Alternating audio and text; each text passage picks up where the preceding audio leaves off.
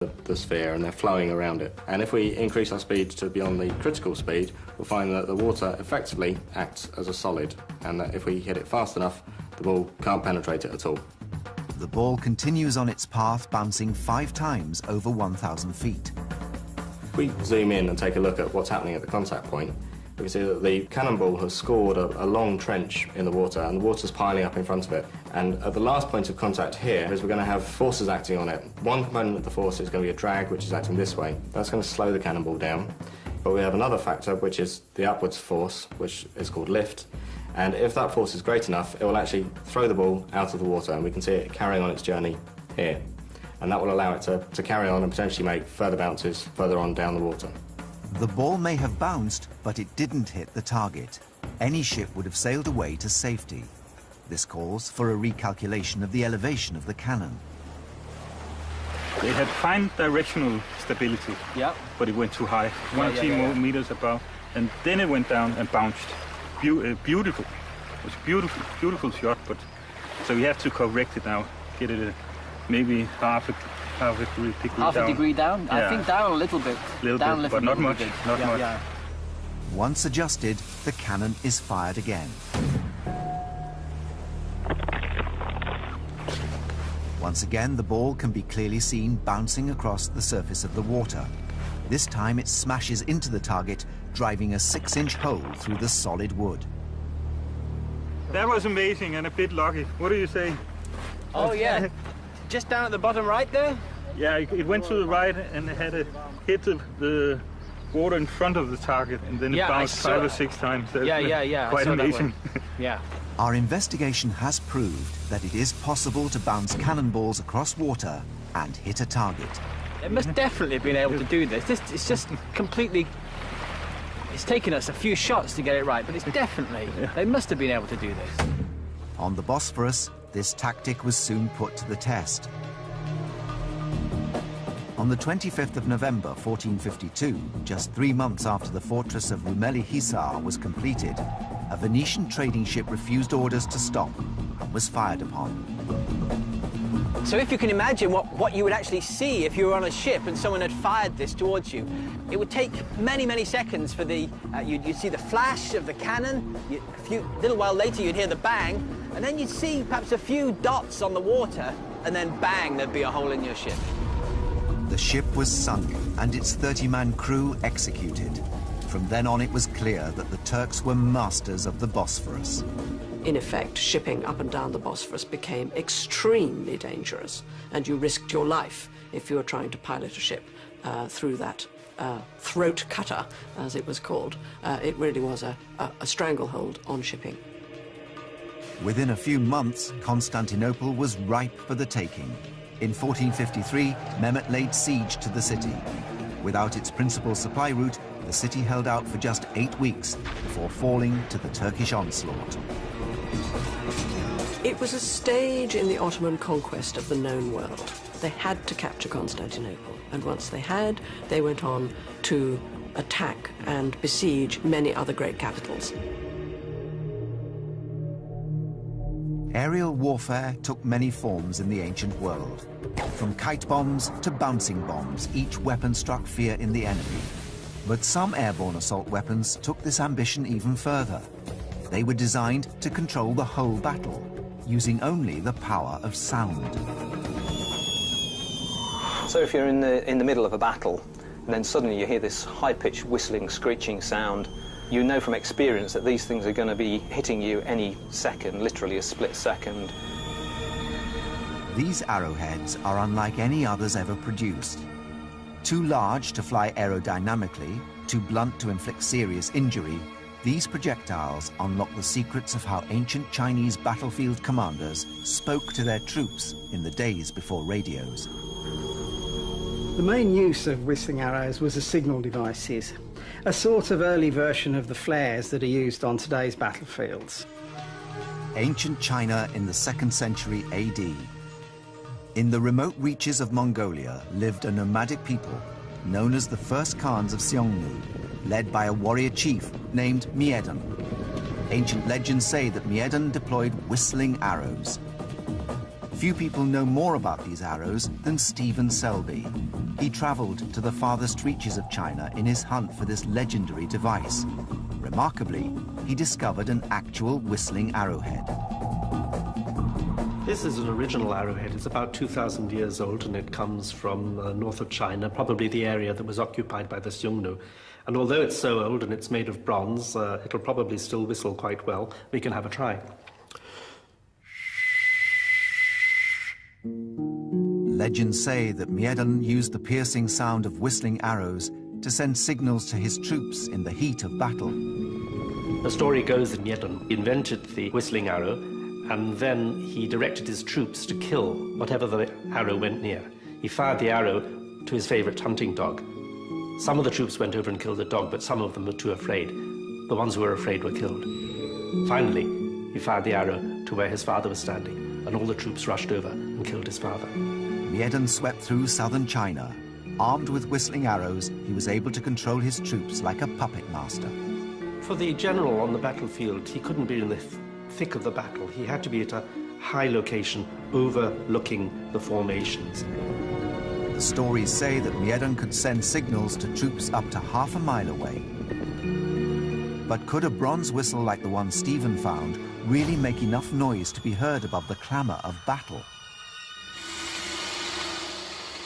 Well, I've spent a lot of time making pipe organs and making whistles and pipes of various sorts. So this was actually quite an interesting challenge to work out exactly how these things operate. And basically, it's like most whistles. We've got a sound chamber. These can be quite small, which will give a very, very high-pitched shrill sound. The bigger they are, the lower the pitch will be. Richard has been able to work out how the sound is produced. The air is rushing over that hole there. It's hitting an angle, which is this little device we call the fipple. The air is caused to move inside the fipple, causing a build-up of pressure on the inside. Air rushing through the hole in a whistle pressurizes the air in the chamber. This causes the molecules to vibrate rapidly, creating an audible sound. In a whistling arrow, the vibrations are so vigorous that the sound is heard as a high-pitched screech. Could this ingenious application of basic physics produce a loud enough sound to change the tide of battle? At Cranfield Weapons Testing Facility near Swindon, Stephen Selby will put the whistling arrow to the test. He's rigged up a decibel meter to gauge any change in audio level. We've fixed up this sound meter here, and it's on the wall just at the place where the arrow is going to fly past. And it'll continuously measure the sound, but when it reaches the loudest level of sound, it'll just freeze there, and then after the test we're going to be able to read off what the maximum sound level was.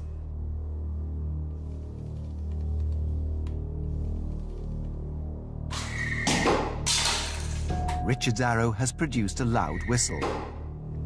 This meter here has given a reading of 86 decibels, and I think that that's quite good and loud, and it should have made a pretty good impression on the battlefield. This is over the legal noise limit for motorcycles in Britain and the whole of Europe.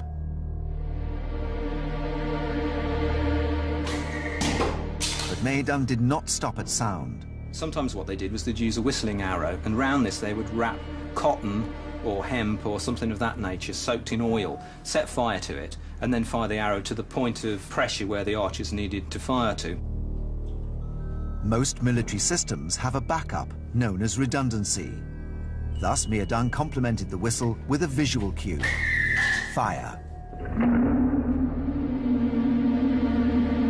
I think it would have really made an impression on the battlefield. You could definitely hear that a long way away, and with more time travelling further, I think it would have been a very good signal. Our experiments have shown how these arrows both unnerved the enemy and revolutionized the way troops are commanded in battle.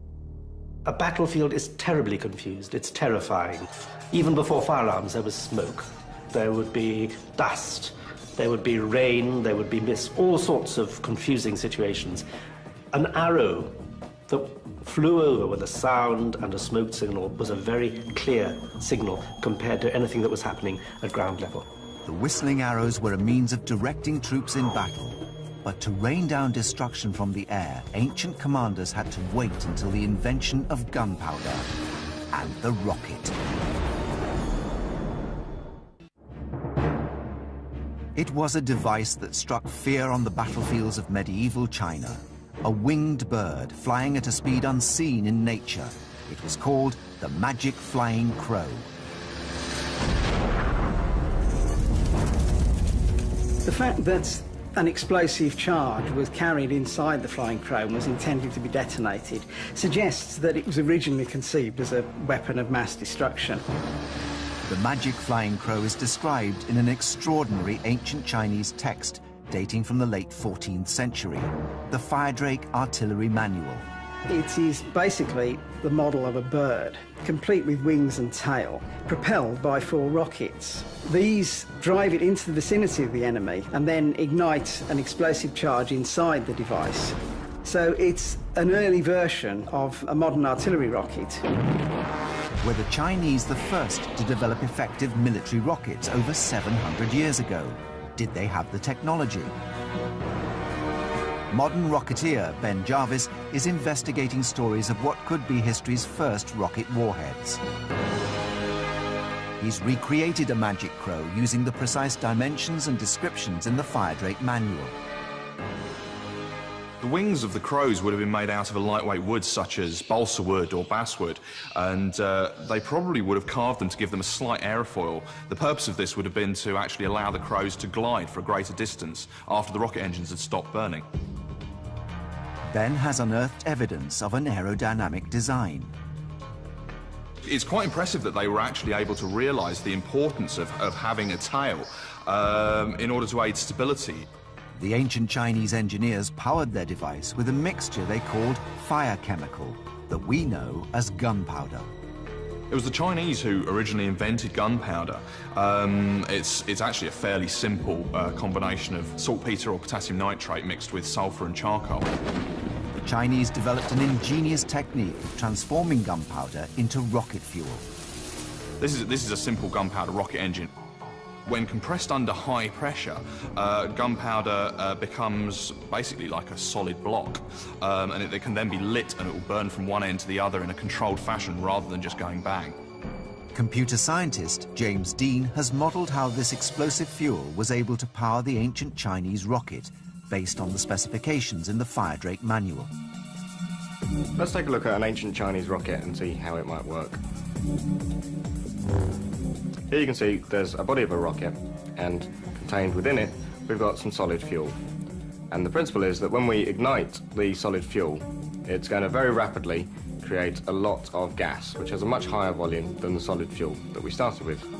So if we take a look back at the wider scale, we can see the rocket body, and let's see what happens when we ignite the fuel. And you can see that it's producing a lot of high pressure inside. And so effectively the body is pressing on the gas and ejecting it out the back.